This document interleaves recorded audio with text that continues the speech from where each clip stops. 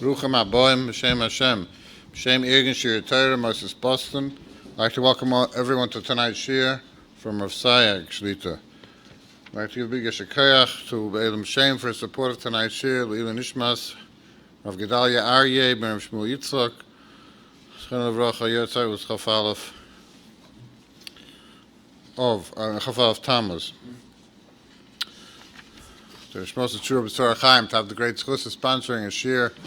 We're putting an ad in the dinner journal to Muchazek the Abotzas HaTorah of Irgin Shir Torah throughout the year on the occasion of Irgin Shir Torah's annual dinner, which is next week, Wednesday, August 24th. Call Irgin Shir Torah at 718-851-8651 or email ist@yeshivanet.com. Tonight we have the schus to have with us once again Rabbi Yosef Sayagh, Shlita Director, International Network of Boitke Shatnez, to speak on new Shatnez alerts. And it's my cover to call Rabbi Sayagh for tonight's drasha and presentation of Shatnez samples.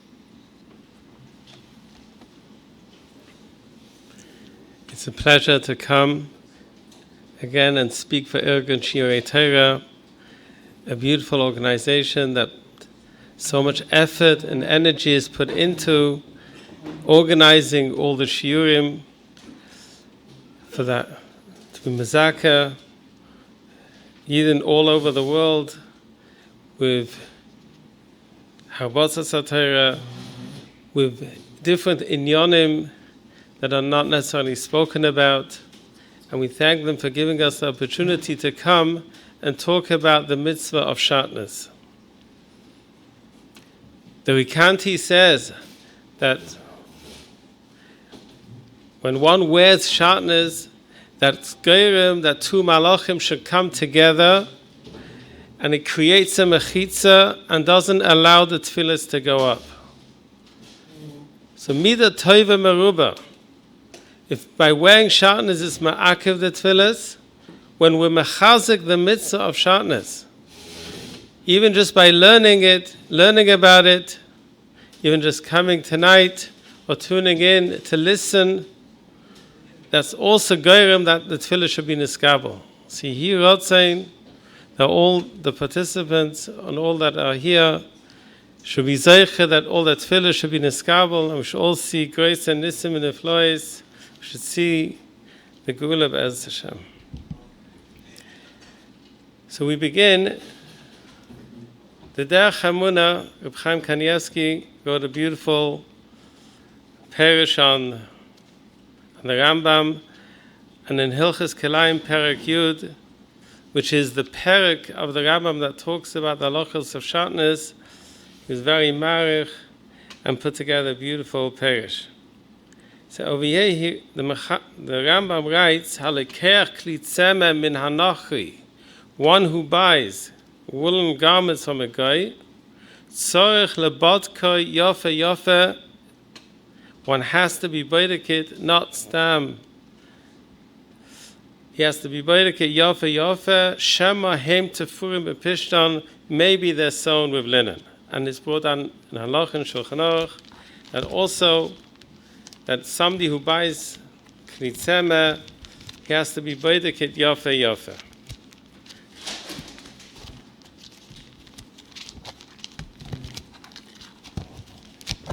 The Mechaber is in Yeridei, Siman Shin Beis, Sif Beis. And the Derech HaEmunah writes down, it's not only from a guy, it's not only min hanachi, even it's from Yisrael Choshud. So I had the opportunity to speak to Reb Chaim, Tavshin Ein Zayin, Lag Ba'ima, and I handed him a piece of paper, and on the piece of paper I wrote, please answer the shaila that many ask. Can you rely on a Yiddish store owner that says there's no Shatnez in this garment? Shatnez has never been found, or do you have to take it to the Shatnez laboratory and have it tested? And Reb Chaim said, he said it in Yiddish and he said it in Hebrew. He said, Tzarich levarer, and he said, Mekan sich nicht verlassen. So this is, for some reason, we walk into stores today, and this is what happens. We mention Shatnez, and they say, no, we've never had Shatnez, and the customers are satisfied with that, and we move on. But this is not necessarily the case. We have constantly, we're finding Shatnez in the stores. Most, I can talk about Lakewood, most of the men's suit stores in Lakewood have suits that have Shatnez. I do testing for 3-4 stores, and I'm constantly taking out Shatnez from suits within the store. Now, the customers may not necessarily know about that because it's done in the tailor shop, and it's just returned back to the customer, and they fix it, and they don't usually tell you about it.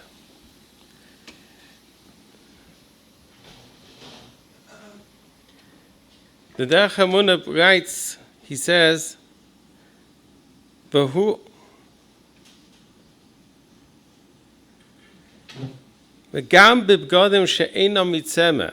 Even if you have clothing that are not made of wool, v'lo mipishtan, there's no mention of wool or linen on the content label, it still should be checked. Why? Motzu sharipud apnimi, the inner linings have wool and linen. So here's an example. There's an Armando Mortillo, little boy's jacket that's sold in the stores. It's made by a Jewish company in Canada. And inside, the content label reads, polyester and viscose, no mention of wool, but within the garment itself, there's pieces of wool and there's pieces of linen. And this is going on right now. So here, the Bochum going back to yeshiva, a lot of the boys are buying jackets that are non-wool jackets. Those should still be checked for Shatnez. Another type of a garment that we're a little lax in is checking pants. For some reason, even if we check the jackets, but we think that pants don't need to be checked. And recently we have found quite a few pairs of pants with Shatnez, and I'll show you 2 of them that I have here, and others that were returned to the stores. I don't have samples of them, but I can describe to you where the Shatnez was.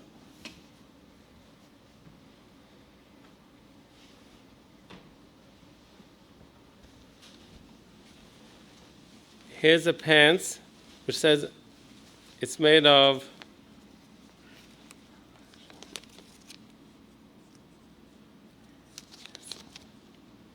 made of 99% wool, 1% silk. It's a Corneliani pants, but it wasn't. The guy bought it on sale. It has a pinstripe. The pinstripe is linen.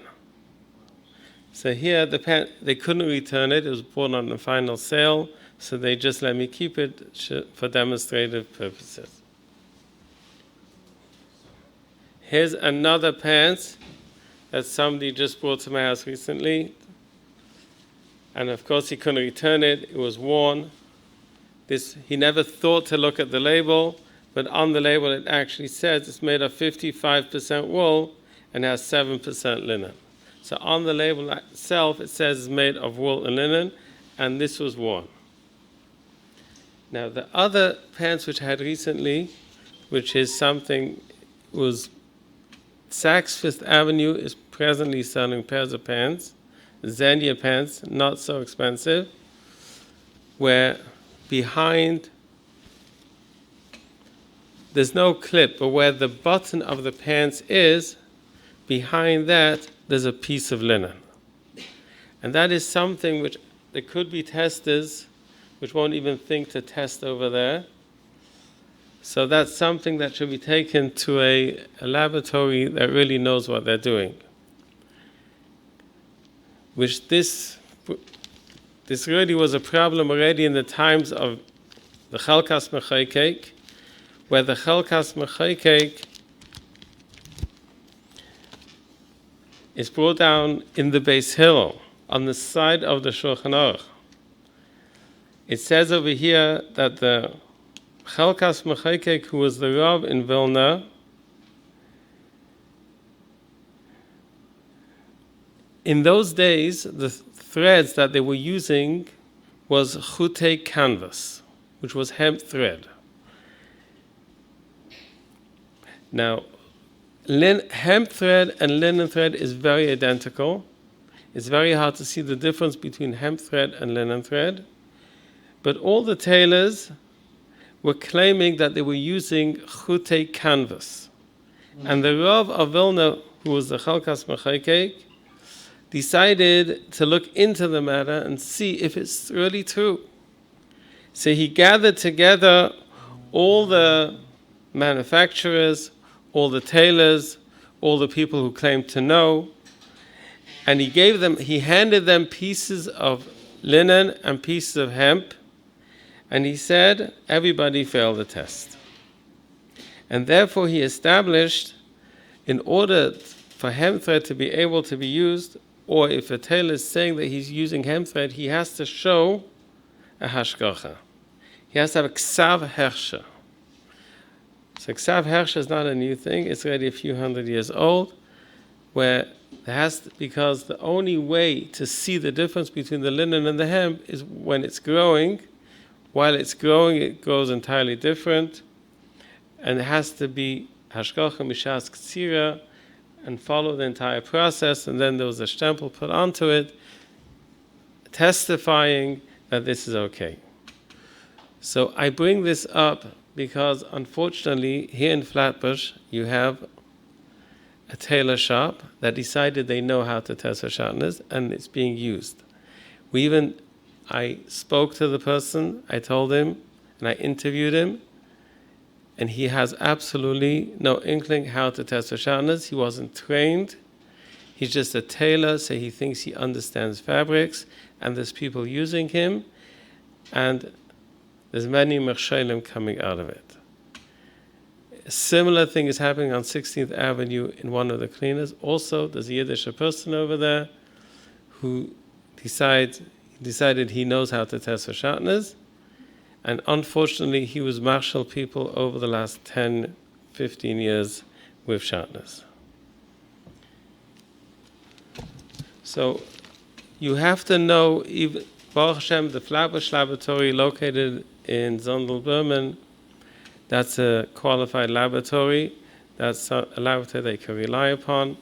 But otherwise, you should do your homework and to find out if the people who are testing know what they're doing. Sweaters today, have a chashash de'oraisa of Shatnez,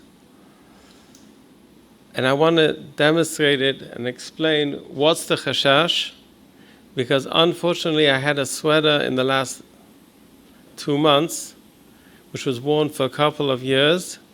It was manufactured by Hamish people, and it's Shatnez de'oraisa.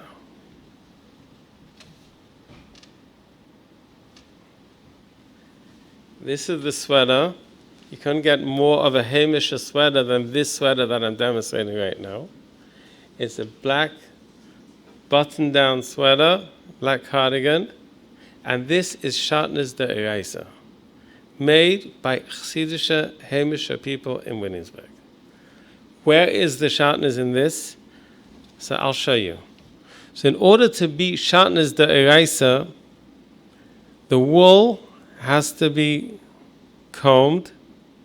The word Shatnez makes 3 words: shua, tavi, and nuz. Shua means combing, tavi is spinning, and nuz has a few translations. One of them is plying. So let me demonstrate to you what that is exactly. And then I will show you in this sweater how we have the Shatnez Deraisa.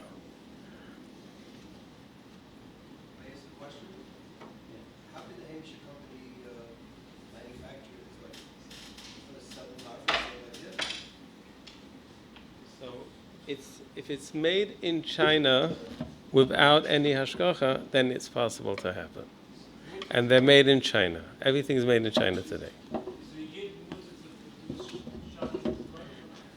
So the Shulchan Aruch says, Muter la'aseisam ulakaimam. The Issa of Shatnez is only Issa levisha, but one is allowed to. However,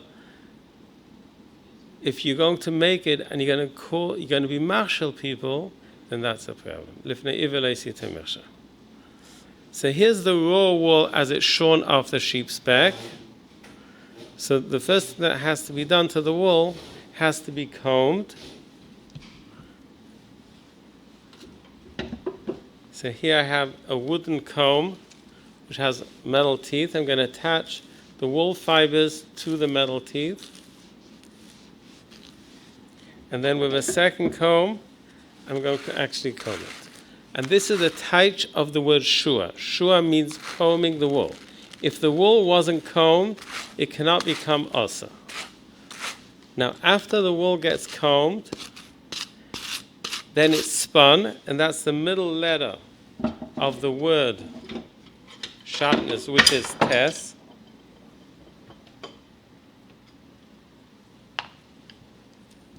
So the tes stands for Tavi. So we're going to take this tongue of wool. We're going to attach it to this hook on top of the spindle. And as it falls downwards, it's going to twist and tie all the fibers. It's going to create a thread, a yarn. So this is the tvia. So here we've combed the wool, and now we're spinning the wool.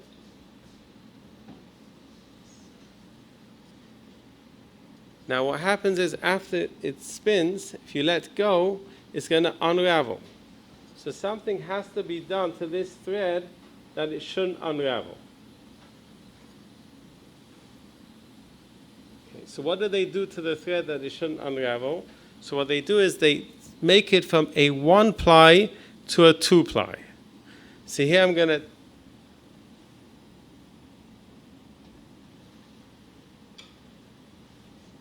to knot the two ends.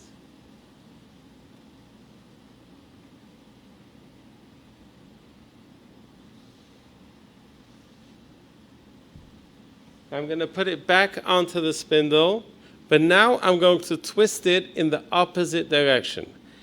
When I spun the thread originally, I spun it clockwise. Now I'm going to spin it in the opposite way, anti-clockwise or counterclockwise. And then the two threads are going to twist around each other. So we're making from a 1-ply to a 2-ply. This is called creating a chut shazur. And that's the Rabbeinu Tam and Rav Poskim taich nuz shazira, which is making it from a 1-ply to a 2-ply. Once we do this, then the thread usually stays the way it is. So in order to create Shatnez Deraisa, according to the Rabbeinu Tam and according to Rav Poskim, is creating a chut, a 2-ply thread of wool. Then you take a 2-ply thread of linen. Yachtav, you put those two threads together, you've created Shatnez Deraisa. Now, this is the chashash of Shatnez by sweaters. Question. Yes. If you don't have the product of shua, of combing the cotton first, the linen first, is it still Shatnez the Rabbanan? It'll be Shatnez Derabanan, yeah. And according to the Rambam, it'll be Shatnez Deraisa, because the Rambam says you don't need to have all three. Even one of Oy Shua, Oy Tavi, Oy Nuz, that would also be Shatnez Deraisa. Yes. Right. So really every form is going to be Shatnez. It's just a question, is it going to be Shatnez Deraisa or Shatnez Derabanan? So if you only need one item, one zach, shua, Shatnez. No, it doesn't take much. But what I'm demonstrating now is Shatnez Deraisa according to everybody. And now, when a sweater comes into the Shatnez laboratory, sweaters don't have any shoulder pads, they don't have any linings, there's nothing to it. So the question is, where is the Shatnez that we find in the sweaters? So what we find is remnants, little piece of thread in the joints of the sweaters. Now, how those threads get there, maybe they're leftover basting yarns that get left behind in the joints of the sweater. And here we carefully look at all the joints. And here in this sweater, this is a black sweater, there's a blue thread by the neck joint, which is a 2-ply linen thread, which is attached to the sweater, and knitting yarns are always 2-ply. So every sweater is a 2-ply. So you have 2-ply, the sweater is made of 2-ply wool yarns, and the thread that we found over here is a 2-ply linen thread. So that makes this sweater Shatnez Deraisa. And here, I found it when I did a house call in Williamsburg by somebody. They've had the sweater for a couple of years. So who knows how many Isurei Deraisa they were over just by having this one sweater.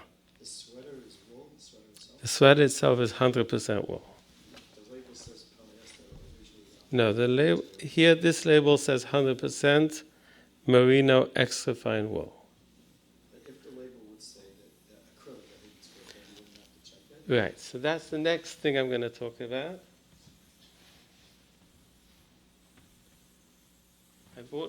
I bought here another 2 sweaters. Today there's a lot of sweaters that do not have a content label. So people ask, what should they do? Should they have it tested? They shouldn't have it tested. So here I brought an example of a sweater that just came into my laboratory. It's a sweater that says on the label 100% polyester. Now, it has a woolly feel to it. This is a wool and acrylic sweater. It's totally mislabeled. So you have to use your imagination, or not just your imagination, just think. If it doesn't feel like polyester, doesn't feel like acrylic, then go in and find out and ask. Now, just like we... That's not shot, you said, it's acrylic, you said. Right. Wool. So that's not shot. I didn't test it yet, so I don't know if it's Shatnez or not, but I just brought it as an example that you should look at something, even though it says 100% polyester, don't just assume that it is. If it has a woolly feel to it, then it's something that you should ask if it needs to be.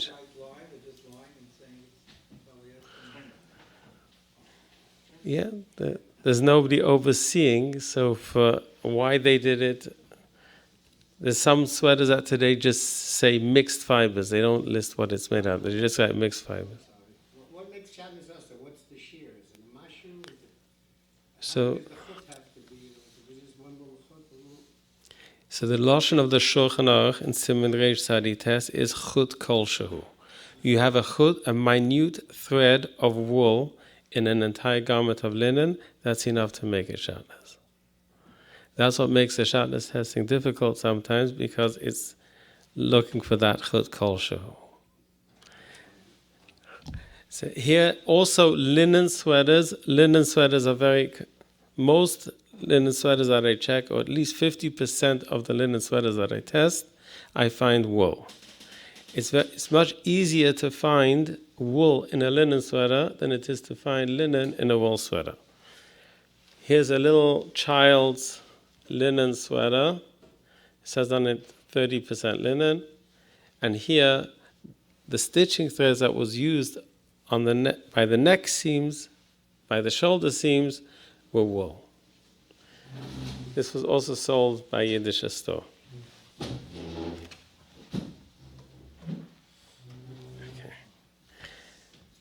So on the sign, it says that they want me to talk about shoes and slippers, which is something that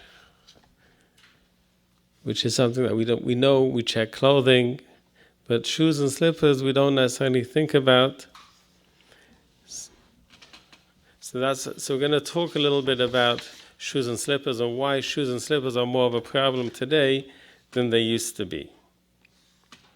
So the Mishnayos, the Rambam, the Shulchan Aruch talk about shoes already. It's not something new. The Mishnayos, the Mishnah, we'll start with the Mishnah.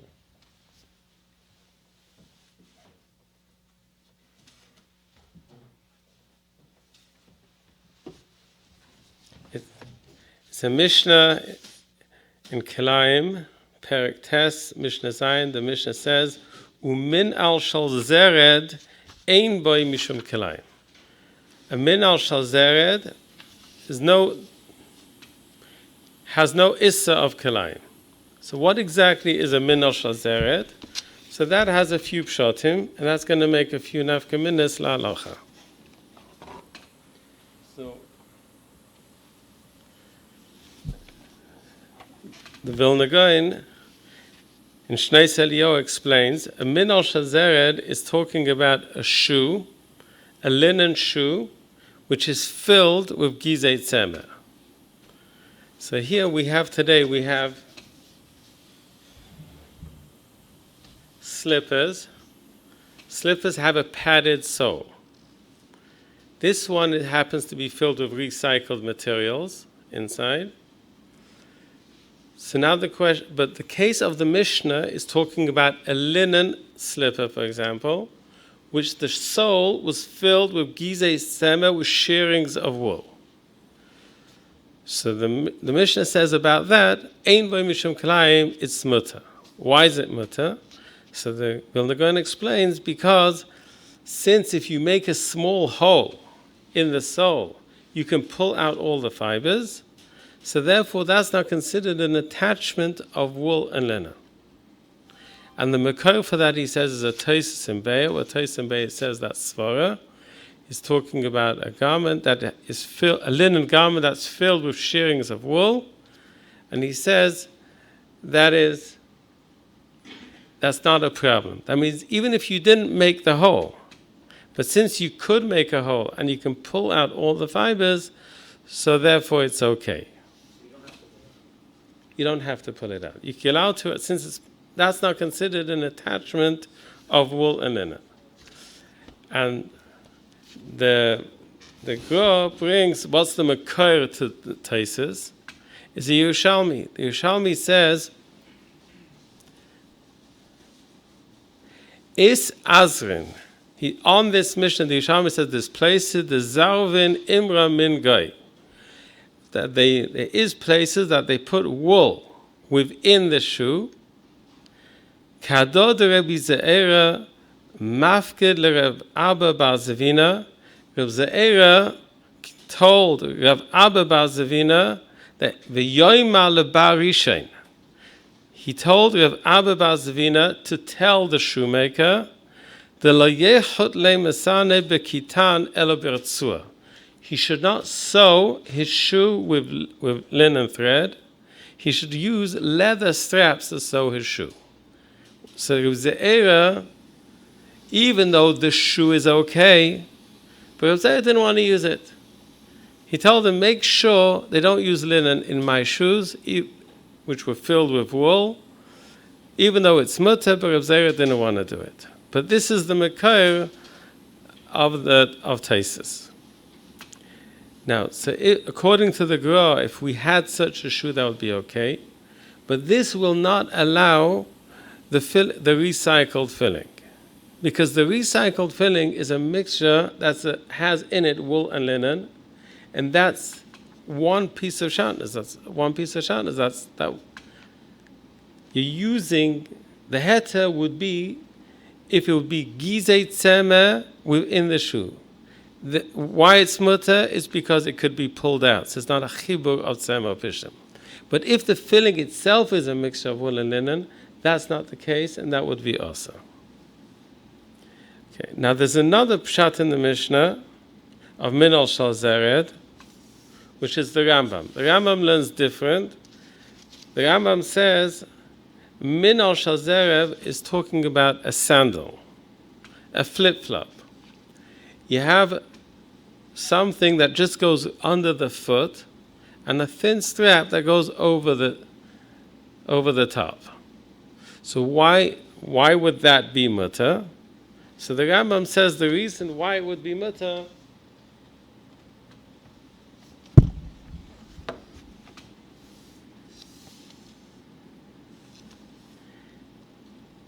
she'oir haregel koshehu ve'enei nenek she'oir haguf. He says the issa of Shatnez is only a beged sheyesh bechimam. It has to give warmth. If it doesn't give warmth, there's no issa. Now, really, the Rambam holds it doesn't have to actually give warmth. It's a machlekes rishonim. What's the issa of Shatnez? Some rishonim hold the issa of Shatnez is only a beged that actually gives warmth. If I'm wearing a beged not for warmth, for example, I'm going into the store and I want to wear it limdida. I just want to wear it for size to see if it fits. So I'm not wearing it to give myself warmth. According to some rishonim, that's perfectly okay. The Rambam holds no. The Rambam be'emes holds even if you're wearing it for size, that's also a problem. The issa halosh yesh bechimum is just to classify what type of begodim are osa. If it's a beged that potentially could give warmth, that type of beged is osa to wear, even if you don't have kavanah l'shem chimum. But here the Rambam says, this type of a shoe, since it's not going to give any chimum, it's not going to give any warmth, therefore it's okay. Because here the shoe is totally only under the skin. It's only under the sole of the foot, which the skin under the foot is hard, is kosher, is hard, and it's not makabel chimum. So therefore, such a type of a shoe would be okay. Now, if there's more than that, if the shoe, there's something's on the side of the shoe or something on top of the shoe, even if it's a half a slipper, even if it's something like this definitely would be a problem. This is not what the Rambam is saying is mutter. The Rambam is saying is mutter only if there's something under the sole. And if the piece under the sole is wool and linen, so you're allowed to step on it and you're allowed to use it.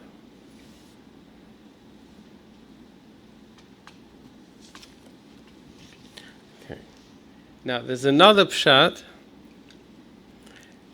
which is the Mishnah Rishayna. The Mishnah Rishayna learns that the case of the Rambam is this is a half a shoe. Why the lashon of the Rambam is really min al she'ein lo ekev. It says shoe that doesn't have an ekev. And that's the case of the Mishnah, min al shazerev. What does it mean, ein lo ekev? So the Taisus Yom Tov previously ein lo ekev meant it only has a sole. That's how they touch. Ein lo ela ekev, and ekev means the sole, and it only has a sole. That's the case when it's mutter. But the Mishnah Rishayna says ein lo ekev means it doesn't have the back. It has exactly what I'm holding in my hand. So according to the Mishnah Rishayna, this is what the Rambam is saying is mutter, and this would be okay. Now, why? Okay. Because since it's open in the back, so that he holds it's not mechameh. And what I'm holding in my hand is an Uggs slipper, which you can see the wool. This is wool, and the fabric on top over here, the black lines are linen. So here you have linen and wool. So according to the Mishnah Rishayna, this would be okay.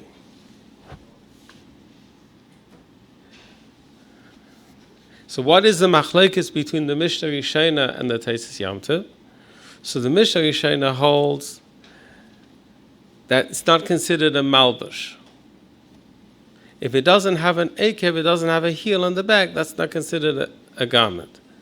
But according to the Taisus Yom Tov and the other Rishonim, even though it doesn't have anything If it covers the upper part of the leg, other part of the foot, then that's considered a malbush, and therefore it's also.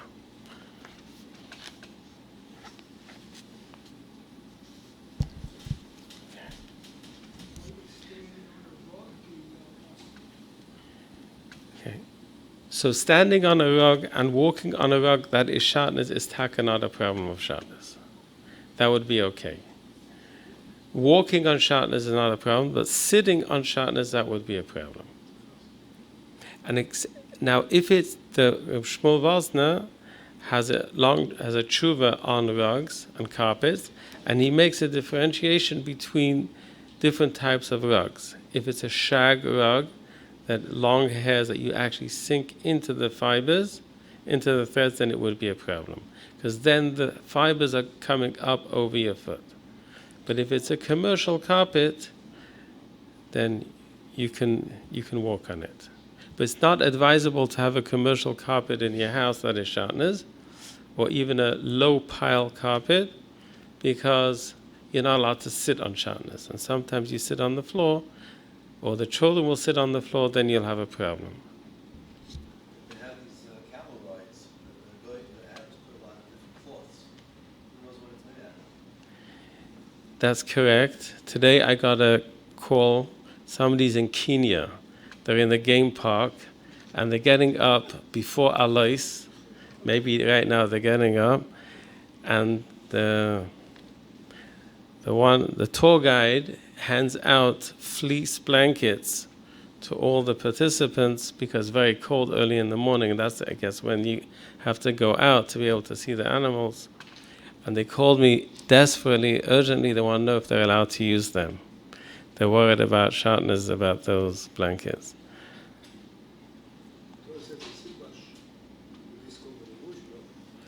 If is a blanket considered a lavush? So it's covering. If you're sitting on it, you're not allowed to sit on it. It's an issa derabanan to sit on Shatnez. It's not an issa deraisa. It's issa derabanan. Shama tichrach nima al besorei. There's a chash, maybe a thread of the carpet will fray and wrap itself around the goof of the person, and then they'll be over the issa of Shatnez. That thread will be mechamim. That's what Rashi says in Beitzah. Okay. Now, there's another point. Sometimes you have shoe inserts. A shoe insert, if the shoe insert would be made of linen and it's a wool shoe, or that shoe insert would be a fabric that's made of wool and linen, is that going to be a problem of Shatnez? So that's a Rashi in Beitzah. Rashi in Beitzah Daf Tesvav, the Gemara says, Omar Rav Papa, Ardelin ein bohem mishum kelaim. So what is Ardelin? So the Rashi touched, he brought a tshuva segainim. The Ardelin is we're talking about a linen shoe, and they inserted an insole that was semer. So why is it ein by mishum kelaim? So Rashi says because koshin hem, because it's very hard and it's not machamim. And there's a daya that holds that if it's kosher and it's not machamim, then that would be okay. Okay. So now, according to Rashi, that's what we're talking about over here. So Lemaisa, the Chachmas Adam brings down that if you have an insert in a shoe that's taka wool and linen, then and it goes only under the foot, then that would be okay. But the Pachad Yitzchak speaks out, if the insert is glued into the shoe, if it's attached to the shoe, then it becomes a part of the shoe, then it's a problem. So if it's an insert that you could easily take in and out, and it's only under the sole of the shoe, the Chachmas Adam says it's okay. But again, if it's attached, if it's glued onto the shoe, then that would be a problem. Yeah, because it's only under the foot. As long as it goes only under the foot, then it's okay. Even if it's attached? No, if it's attached to the shoe, it's glued onto the shoe, for example, then that becomes a part of the shoe, and then you're not allowed to use it anymore. But if it's not, Even though that part doesn't cover the foot, yeah, I mean the shoe, shoe covers. yes, that since it becomes a part of the shoe, then it's a problem. Now I have over here shoelaces. Shoelaces, I find this in women's shoes and in children's shoes. They use it's filled with a recycled filling. It's a recycled filling inside over here. I'm pulling it out. This is a thread within the shoelace, and in here I found wool and linen. Now, how weit are you supposed to be chayshish? I don't know. But here you can take a look inside. There's wool and linen over here. So let me show you some shoes that we've had an issue with.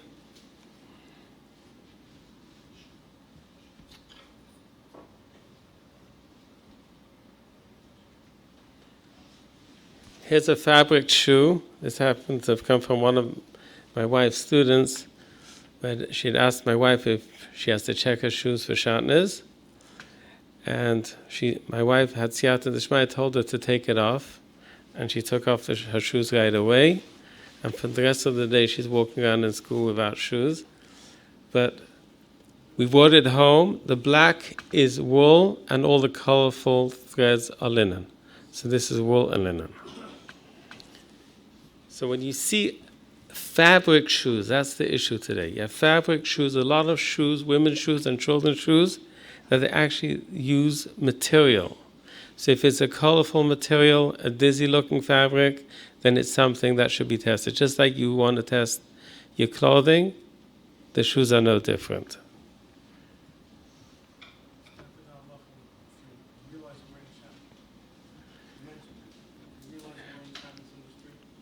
Right? So then you have to take it off. There's a difference between men and women. If it's a man, then he has to take it off right away. If it's women, Rav Zilberstein has a tshuva that they should be mechaven, that they're wearing the clothing for tznius, and then mitzvahs, mitzvahs lav lehonas nitnu, so you don't get, so it's not considered hano, and Mamela they could walk home and then take it off. What about men's pants? Yeah, so then you have to take it off. Yeah. Well, that's his. But that's the halacha. What? And right, the Gemara in Brachas. Right, exactly. Check your chairs, they have material. So upholstery material today are mostly synthetics, so we don't have a problem with that. I did have in Flatbush about 2 years ago, maybe less, where I was called to somebody's house here in Flatbush to check the couches and the rugs, and they had just made custom-made couches, and the fabrics were wool and linen. So they'd made it by a company in Lakewood. I guess they forgot to test the fabrics, the swatches, before they actually made it. So here's a shoe. This shoe is Dr. Scholl's. It's a wool shoe, but the lining on the inside is linen. So here you have linen and wool right here. Now, this is a very cheap shoe where they lined it on the inside with a recycled fabric. Somebody cut open his shoes and he found this and he brought it and showed it to me. Now, regular men's shoes, I don't think you have to worry about it. But if it's the problem, the real cheap shoes, that they could use recycled materials. Okay.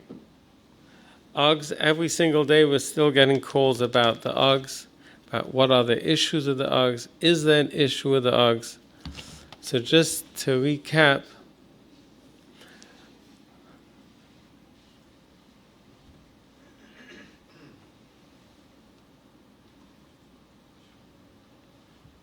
these are all Ugg products.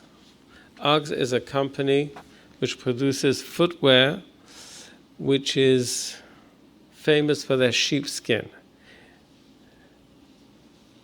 Now, the Shatnez that we find in these, here we found a trim which goes around the sole, which is linen, and here this lambskin is wool, so here you have wool and linen. What?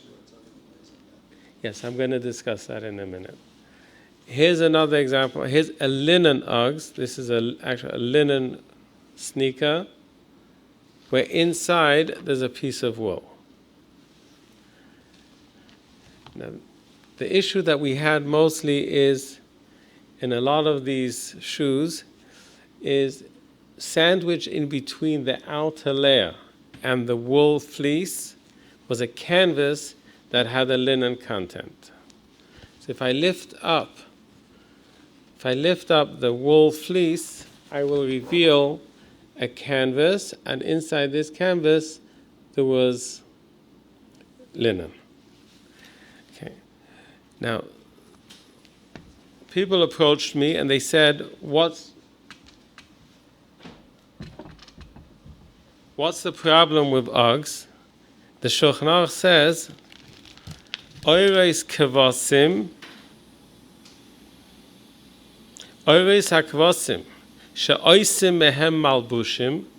If you have sheepskin, mutter l'teifan b'chutei pishtan, you're allowed to sew it with linen thread. So here, what's the specialty of Uggs? That is sheepskin. That's what it's known for. So the Shulchan Aruch says quite clearly, if you have sheepskin and you sewed it with linen, it's perfectly okay. So let's learn the Shulchan Aruch a little bit, and let's try to understand it, and let's see if it's applicable to the Uggs. So the Mechaber, which is the Rambam, says, why is Oiris Kevosim? Why are you allowed to sew this sheepskin with linen thread? Because ein chosheshin lenimoi shel tzemeh, we're not worried about these wool hair fibers. Afal pi shenechechu bechlal chut hapishton, even though they get wrapped around the linen thread, shahari batlu b'miutan, they become bottle.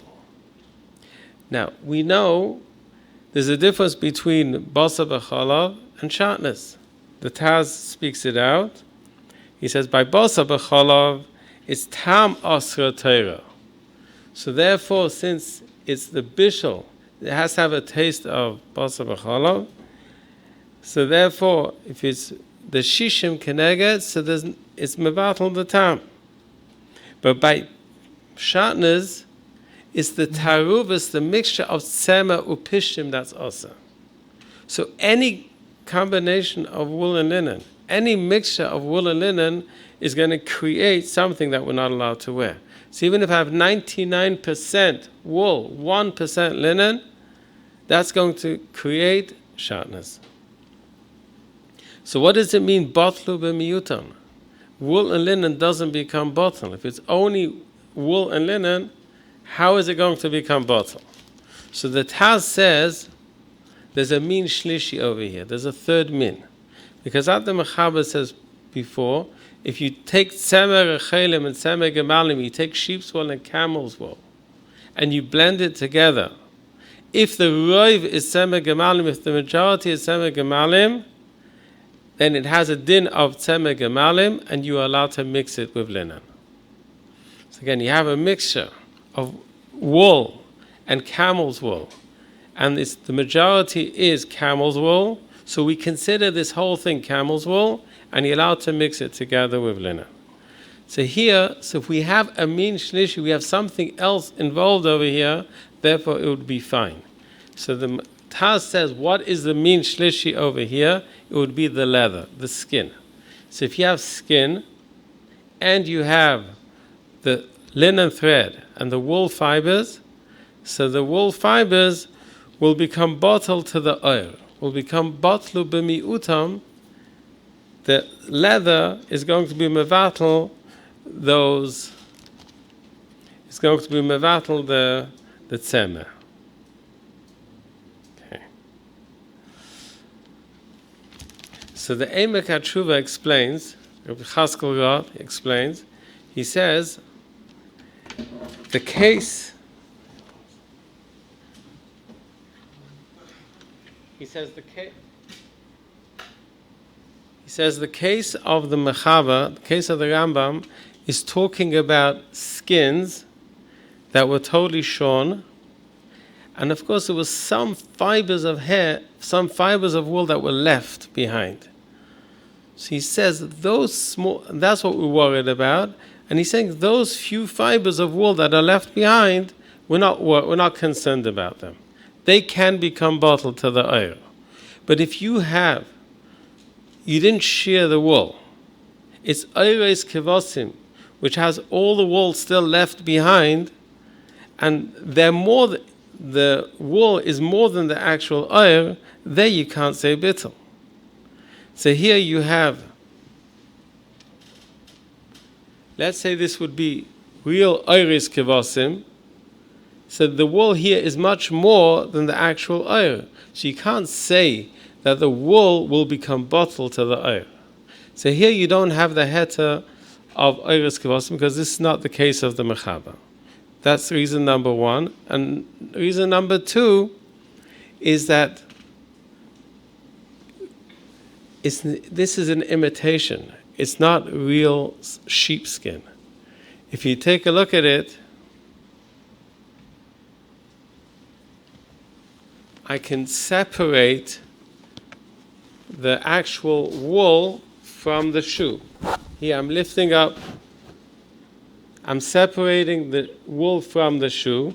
Really the wool was shorn, it was cleaned, it was cut.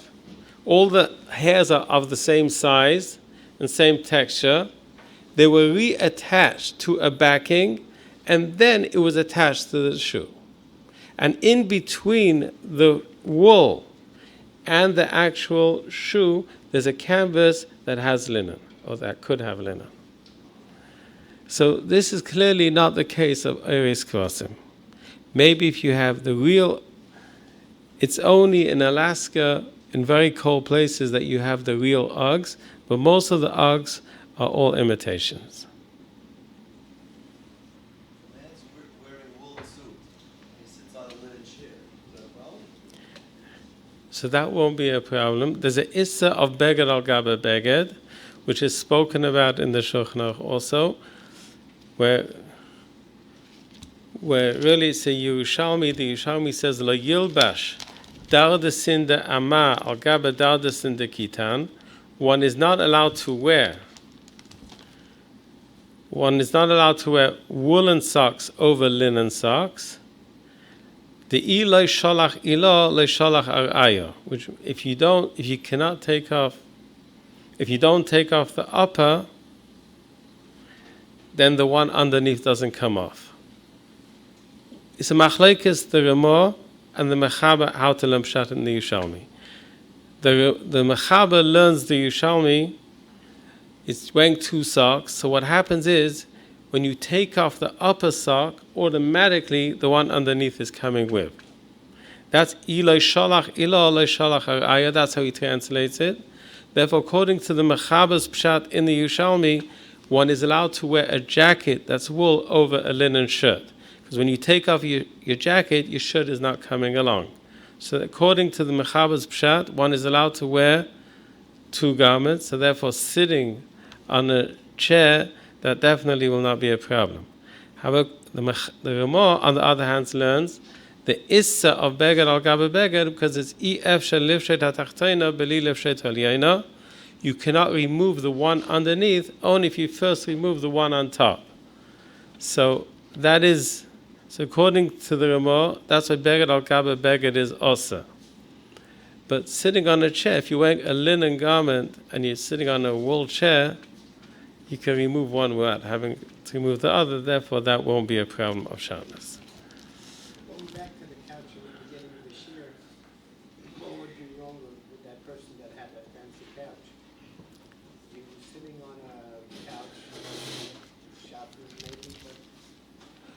So there's a issa. That's the mechaba. The mechaba in Siman Shin. The mechaba says, yeah. So the question is, what's the issa of sitting on a couch that is Shatnez? So in Siman Shin Aleph, Sif Aleph, the Mechaba says, Mutter min ha-Torah leishev al matzoy shel klaim. It's mutter min ha-Torah to sit on Shatnez, because the Pasuk says, Lo yale alecha, the issa is only not to wear. Aval ato matzio tachtecha, be allowed to have it underneath you. However, midivrei seifrim, afilu esem matzois zu al gavzu, you have 10 blankets, 10 mats, one on top of the other. The one totally underneath is Shatnez. Also, leishev al elin, you're not allowed to sit on the one on top. Shema tirchach nima al besorei, because there's a chashash that maybe one thread will come out and wrap itself around you, and that will be mecham, and that'll be also. So if the actual couch is made of wool and linen, that's the chashash. Now, there's another problem with couches. If you actually, since you sink into the couch, so the seats of the couch come up and cover the sides of you, that's halah, which that's according to some Rishonim, that could even be deraisa. The issa of Shatnez is only if it's totally underneath you. But if it's covering you, coming up, and also leaning on Shatnez, that's also a question of halah. So you have two issues. Sitting direct, if it's sitting, you're sitting on it is one problem. Leaning on it, if you're sinking into it, these are all could be shaylas of deraisa. A hard couch should be okay if it's very hard. If it's very, very hard, so that there's a pischei tshuva, which brings upon him me'irais, which maybe say it's okay if it's very hard. But Isn't it common? I mean, you're sitting on the couch, you know, the sides of the couch. so we're talking about, the Panim Me'irais is talking about wagons, coach wagons, which they were nailed, there were a lot of, it was nailed down, and it's very hard. And then and it doesn't come up, there's no chashash that's going to come up on the side of you. So that's where the Panim Me'irais is talking about, saying maybe it would be okay. But to lean on the sides of the couch, that would be a problem. That's the Taz talks about it. That would be a problem. Right. The stipler, right? He knew that he was going to be taking a train ride for 12 hours, so he stayed up all night to learn, and he said he'd sleep on the train. But when he got to the train, he noticed there were the fabrics, the seats of the train were made of fabric, and he was worried that maybe there would be Shatnez. So he stood for another 12 hours, and he learned for another 12 hours. He learned for 36 hours straight. But this was a chashash that many gedolim were worried, and anything that was a chashash of Shatnez, they stayed away from. About 20 years ago, I had the zchus to go to Morocco, and I went there to open up a Shatnez laboratory in Casablanca, and I stayed for 1 week in the Rav's house. The Rav was Rav Montenegro, and Rav Montenegro was Meshamash Rav Pargamansky. Rav Pargamansky was known for his zehiras on Shatnez, and they had to travel to a certain city, and then there was no Bikur Chaylim. So Rav Montenegro worked very hard to make sure that he had a place where to stay, he had a bed, and he had bedding, and he had everything he needed. And the next morning, when he came to wake him up, he sees Rav Pargamansky sleeping on the floor. And this wasn't a carpet floor, it was a stone floor, and he was sick, he wasn't a well person. And Rav Aaron Montenegro asked him, why didn't he sleep in the bed? He worked so hard getting everything together, making sure that he's going to be comfortable. So he looked at him and he told him these words in Yiddish, and he says these words penetrated him. He said, "Achashash fin Shatnez zakleinigkeit." Those were the words he used. which means he was worried. Maybe there was something that maybe the mattress, maybe the blanket, maybe the pillow, maybe something was Shatnez, and for that he slept on the stone floor the entire night.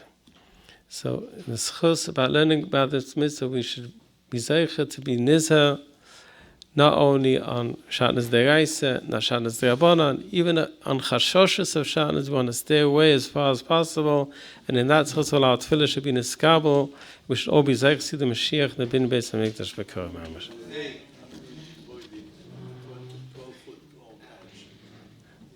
So you have to have somebody come to the house. Okay. We do house calls. Okay. The last question was about couches, being by the couches. Shem Egen Shir Torah and Mr. Boston, I'd like to give big Shekayach to Rabbi Sayagh for the very inspiring and formative shir. I'd like to give big Shekayach to the sponsor of tonight's shir, Be'elam Shem, the Nishmas of Gedaliah Arab and Shmuel Yitzchak, Soyan Levrocha, Nishmas of Shir B'Tzar Chaim, to have the great schus of helping Yidden avoid Shatnez, and Chelik and Abotchus Torah Drama at Egen Shir Torah. Call Egen Shir Torah at 718-851-8651 or email ist@yeshivanet.com to sponsor a shir. Put an ad in the dinner journal and for the upcoming annual dinner of Egen Shir Torah next Wednesday, August 24th. 718-851-8651 or email ist@yeshivanet.com. Meshkech to where we're coming. Kanan Yivene Kashem Rasakadosh Baruch Hu L'Zakes Es Yisrael. Fikr Hibel Am Torah Mitzvah Shenema. L'Nech Chofes Am Tzidka Yagdol Torah